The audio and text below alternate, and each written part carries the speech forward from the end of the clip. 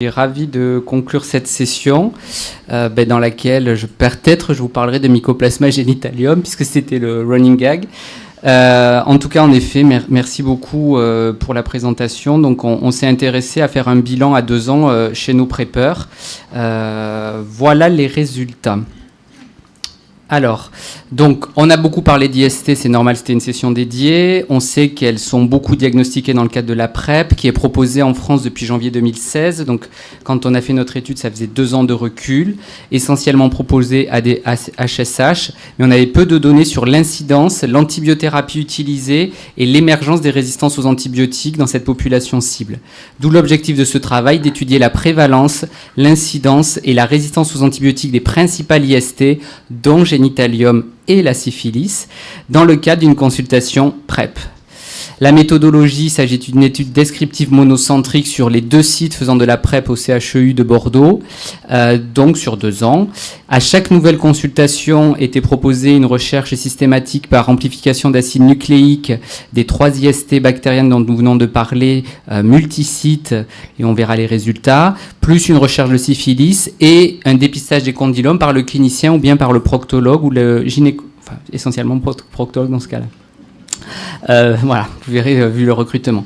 Pour les prélèvements positifs à MG, mais génitalium, on associé une recherche de mutation associée à la résistance aux macrolides dont je vous ai parlé tout à l'heure.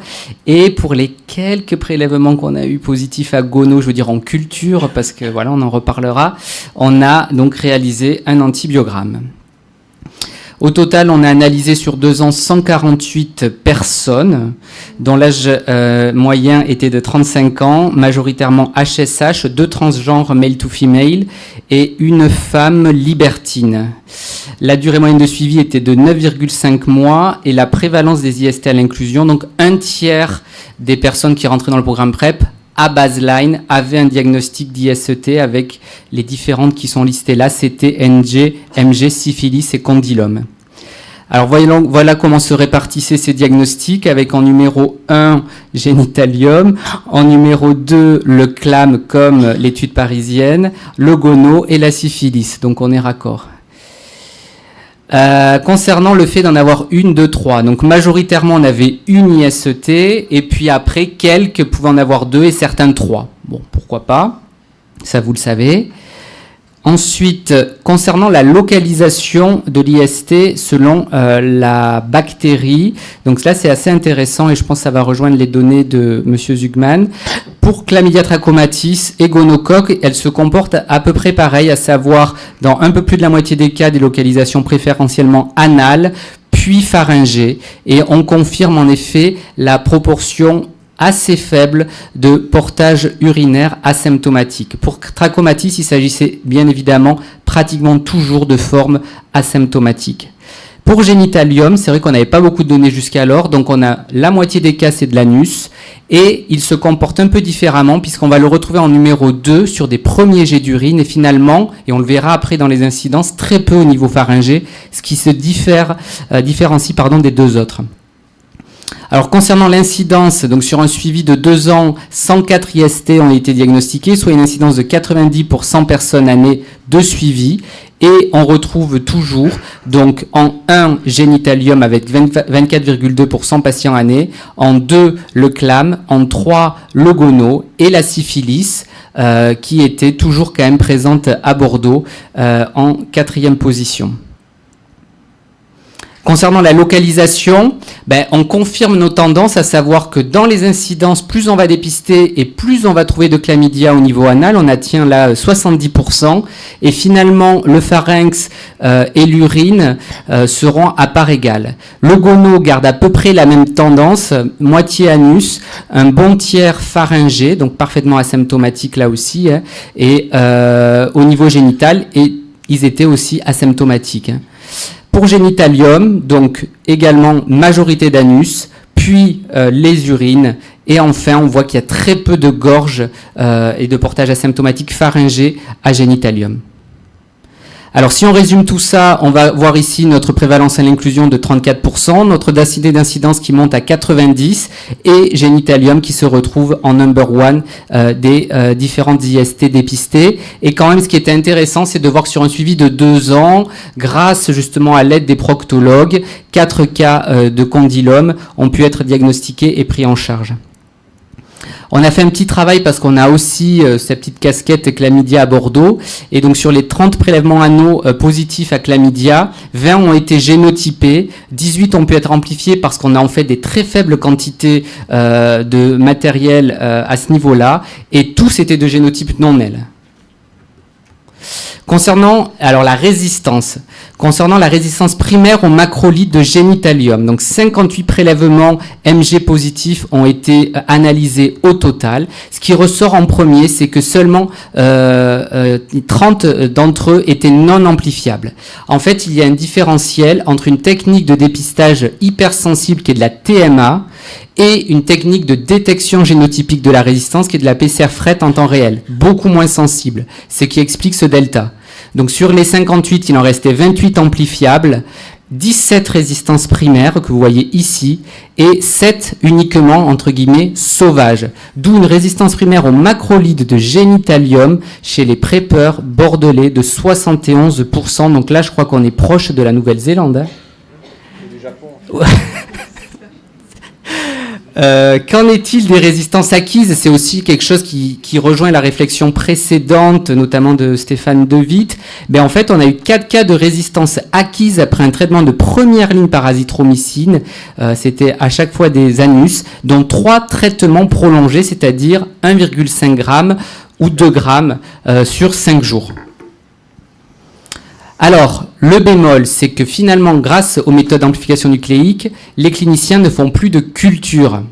C'est dommage. Donc finalement, sur tous les gonos diagnostiqués, on n'a eu que 12 cultures, et sur ces 12 cultures, il n'y en a que 6 qui ont poussé. Donc on illustre très bien le problème de la sensibilité de la culture par rapport au TAN. On avait 5 anus, 1 gorge. Concernant la résistance, bon, j'ai pas mis des pourcentages sur des chiffres aussi bas, mais 2 souches résistantes au quinolone, 1 au cycline et pas de souche résistante à la céfotaxime, avec des CMI moyennes, vous voyez, très très basses. Et finalement, à Bordeaux, on est très loin du cut-off de 0,125 et la ceftriaxone reste toujours la molécule de référence. Et pas d'échec clinique avec les différents schémas antibiotiques proposés, mais c'était majoritairement de la ceftriaxone IM. Donc c'est la première étude qui analyse la place de Génitalium dans la PrEP, avec une prévalence de Génitalium à l'inclusion de 13,5%, donc qui est bien plus élevée qu'en population générale, où on est de l'ordre de 1 à 3%, des prévalences et des incidences des ISET qui sont très élevées, mais finalement, pour ce qui concerne gono, clam et syphilis, assez proche de l'essai français hypergay, j'ai pas mis les chiffres, mais à 1% près, c'est pratiquement les mêmes données. L'anus, c'est pas un scoop non plus, est le site le plus rentable et le plus infecté pour ces 3 IST bactériennes. Puis en second, la gorge, exception faite pour Génitalium où ça sera l'urine ou l'urètre. Concernant la résistance primaire aux macrolides de Génitalium, on a des chiffres élevés avec des cas de résistance acquise pour une résistance totale de 3/4 des cas. On est bien au-delà des chiffres que je vous annonçais tout à l'heure en France où on est de 20 à 30% en population générale. Mais il faut savoir que ce taux de résistance peut augmenter à 100% dans certaines études chez les HSH. Alors on n'est pas très loin de la Nouvelle-Zélande puisqu'en effet c'est en Australie. C'est pas mal là ? Ok. D'où la nécessité, si on peut, et on sait que tout le monde n'a pas cette technique-là, de rechercher la résistance avant la mise sous antibiotiques. Et se pose deuxièmement, et je prévois les questions, la question du meilleur traitement de ces infections, surtout en situation de portage anal où on connaît la moins bonne diffusion de l'azithromycine. Concernant la résistance des autres bactéries, on a peu de données sur NG, mais finalement des résultats qui sont pas très inquiétants pour l'instant.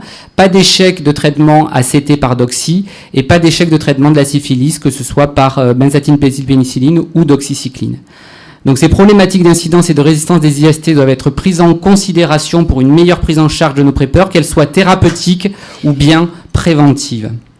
Et donc je voulais remercier les internes et les personnes particulièrement impliquées dans ce travail et ce recueil de données fastidieux, Maïlis et Laure qui n'ont pas pu venir, Mathieu qui avait fait la base de données et Fabien Lemarec de l'ISPED de chez François Dabis pour les analyses statistiques, bien évidemment les cliniciens impliqués dans la PrEP, ainsi que le laboratoire de bactériologie et les personnes consultants. Merci pour votre attention. Moi, j'ai une première petite question. Donc, les données de résistance à l'azithrose, vous les avez directement avant de traiter vos patients? Oui, parce qu'en fait, on est CNR du coup et avec le génitalium, donc du coup, on les a en mettant 48 heures max. Donc, on conseille aux cliniciens d'attendre le résultat pour débuter le traitement, qui n'est pas pour le coup une urgence.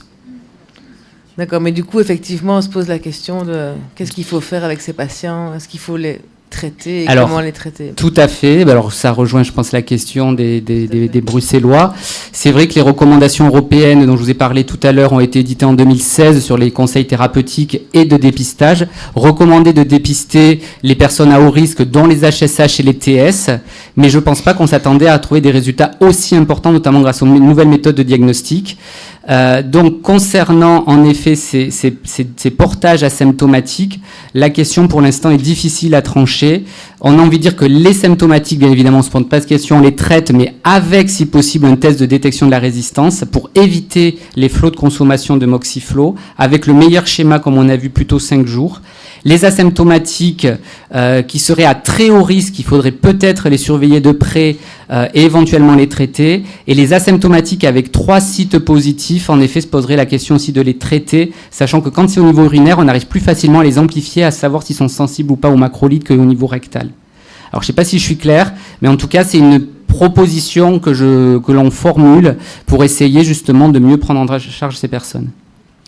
Est-ce qu'on a une idée de la durée de vie de ce mycoplasme, dans le sens, est-ce qu'il y a une élimination spontanée? Alors tout à fait, alors merci, c'est ce dont je voulais parler, c'est que finalement les portages asymptomatiques chez des personnes entre guillemets à moindre risque, on peut se permettre de faire, nous c'est ce qu'on fait, donc tous ces travaux on les fait pour mieux connaître justement cette infection et justement mieux évaluer la clairance spontanée, et on a eu quelques cas notamment sur les infections pharyngées, donc celles-là asymptomatiques, on les dépiste certes, mais pour l'instant on se rue pas pour les traiter et on a quand même pas mal de clairance spontanée à ce niveau-là.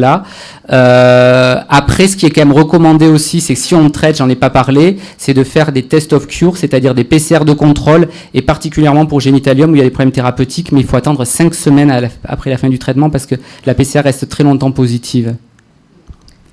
Des questions pardon. Mais juste, si on a supposé qu'on ne traite pas un portage pharyngé, en attendant qu'il se soit spontanément clearé, il y a un risque que ça se transmette quand même. Alors, pour l'instant, pour les portages pharyngés, je pense que pour le gono, il n'y a aucune inquiétude. Il faut les traiter. De toute façon, quand on fait des cultures, on les sort en culture, donc ça veut dire qu'il est vivant. Le chlamydia, on est pratiquement sûr à 100% aussi qu'au niveau pharyngé, quand on parle avec mes consoeurs du CNR, par analogie ONG, il faut le traiter. Le génitalium au niveau pharyngé, pour l'instant, franchement, on est un peu dans la zone grise et on peut en effet peut-être prévenir le patient, attendre ou pas une clairance spontanée. Si on a la sensibilité aux macrolides, peut-être proposer un traitement par azithro sur 5 jours en se disant qu'à ce niveau-là, les macrolides diffusent bien. Donc voilà, il y a plusieurs possibilités. Après, est-ce qu'il se transmet pour l'instant? Ça, on ne peut pas l'affirmer. Est-ce qu'il y a un intérêt à traiter systématiquement tous les génitaliums? Pour l'instant, justement, les recours européens n'ont pas statué là-dessus et n'ont pas démontré un intérêt de santé publique de traiter tous les portages de génitalium. Et je pense qu'ils sont fait un petit peu déborder par ces chiffres actuellement qui existent, et notamment sur la résistance. Charles, merci. Très, très intéressante observation. Mais vu qu'on est en train d'être débordé, est-ce que vous avez envisagé d'autres approches, type les désinfections, d'une part, et le vaccin méningo, d'autre part? Alors, les fameux bains de bouche à la Listerine, Monsieur Molina nous en a parlé la semaine dernière. Alors, c'est plutôt axé, ça, pour traiter les gonos. On n'a pas essayé d'évaluer ça, en effet, pour nos clames et mycoplasmes. Je suis pas sûr que ça ait une action, mais à vérifier. Et alors le vaccin méningo, en effet, méningo B, qui aurait une prévention sur le gono. À Bordeaux, on ne s'est pas lancé de là-dedans, mais je pense que nos confrères parisiens ont un projet là-dessus. On a déposé à Paris-Île-de-France une demande de financement auprès de l'ANRS pour un projet de prévention des IST bactériennes chez les personnes sous PrEP, avec 3 bras, un bras doxycycline versus placebo, un bras vaccin Bexsero, donc méningo B versus rien, et un bras intervention comportementale pour favoriser l'utilisation du préservatif. Et donc si elle est acceptée, elle commencera en septembre et devra inclure 700 participants. Par contre, ce qu'on propose à nos prépeurs, en dehors des recommandations françaises, c'est l'accès au vaccin méningo C. Et ce que j'ai pas dit, c'est que quand on fait des cultures de gono, on a sorti très fréquemment des portages de méningo au niveau pharyngé, mais ce qui a surpris nos bactériaux au début, c'est qu'on en a trouvé beaucoup sur les anus. Donc au départ, les microbios et les techniciennes ne cherchaient pas forcément du méningo dans les anus, elles voyaient des colonies qui ressemblaient à du gono, et quand elles passaient au MALDI, c'était le méningo qui sortait, et c'était pas des faux positifs de PCR, c'est-à-dire quand on faisait la PCR gono sur la colonie, elle était négative. Donc il y avait des co-infections gono-méningo au niveau anal, donc on voit bien que le méningo s'est habitué à des atmosphères différentes. On savait pour les urètres, on savait pour la gorge forcément, et maintenant pour les anus, donc je pense que c'est intéressant de continuer à être vigilant là-dessus. Est-ce qu'il y a d'autres questions ? Ils ont envie d'aller goûter le vin de Bordeaux. Sinon, on va clôturer cette session.